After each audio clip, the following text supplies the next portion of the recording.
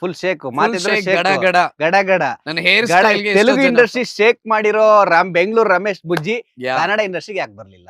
ಯಾಕೆ ಬರ್ಲಿಲ್ಲ ಅಂದ್ರೆ ಒಳ್ಳೆ ಕ್ವಶನ್ ಕೇಳಿದ್ರಿ. ಅದಕ್ಕೆ ನಿಮ್ ಬಾಸ್ ಟಿವಿ ಅಲ್ಲಿ ಗೆ ಒಂದು ಪ್ರತಿಭೆ ಒಂದು ಒಂದು ಫುಲ್ ಇದೆ ಅಂತ ಫುಲ್ ನಮ್ ಭಾಷೆದಲ್ಲಿ ಏನ್ ಹೇಳ್ತಾರೆ ಅಂದ್ರೆ, ನಮ್ದು ಸ್ವಲ್ಪ ತೆಲುಗು ಅಲ್ಲಿ ಹೇಳಿ ಹೇಳಿ. ಇದ್ದು ಸ್ವಲ್ಪ ಸ್ವಲ್ಪ ಇದಿರುತ್ತೆ. ಹ.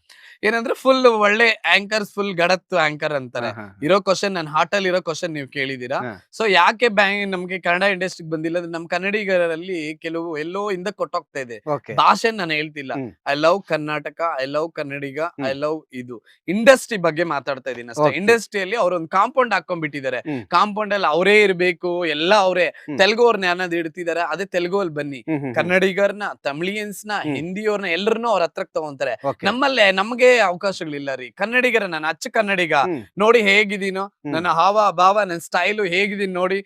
ನನ್ಗೊಂದು ಅವಕಾಶ, ಯಾವ್ದೋ ಒಂದು ಇಂಟರ್ವ್ಯೂಗೆ ಹೋಗಿದ್ದೆ ನಾನು, ಆಡಿಷನ್ಗೆ ಹೋಗಿದ್ದೆ. ಹ್ಮ್. ಕನ್ನಡ ಕಿಲಾಡಿ, ಅದು ಕನ್ನಡ ಜಿ ಕನ್ನಡದಲ್ಲಿ ಕಾಮಿಡಿ ಕಾಮಿಡಿ ಹ್ಮ್, ಕಿಲಾಡಿಗೆ ಹ್ಮ್. ಆಡಿಷನ್ ಇಟ್ಟಿದ್ರು ಕೋಲಾರಲ್ಲಿ, ಹ್ಮ್. ಇಂಗ್ಲಿಷ್ ಸ್ಕೂಲ್ ಹತ್ರ ಇಟ್ಟಿದ್ರು.